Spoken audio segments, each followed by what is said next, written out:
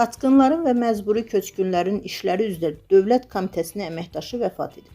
Sferas xəbər verir ki, komitənin sənədlərlə və vətəndaşların müraciətləri ilə iş şöbəsinin sənədlərin qəbulu qeydiyyatı və icraya nəzarət sektorunun müdiri Sevinç Xəlilova dünyasını dəyişib. Onun qısa sürən xəstəlikdən həyatını itirdiyi bildirilib.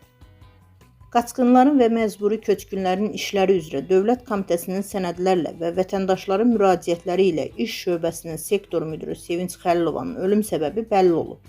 Ajans AZın əldə etdiyi məlumata görə Sevinç Xəlilova qəfil yaranan səhhət problemləri səbəbindən bir müddət əvvəl xəstəxanaya yerləşdirilib. Həkimlər ona sarkoma diaqnozu qoyublar.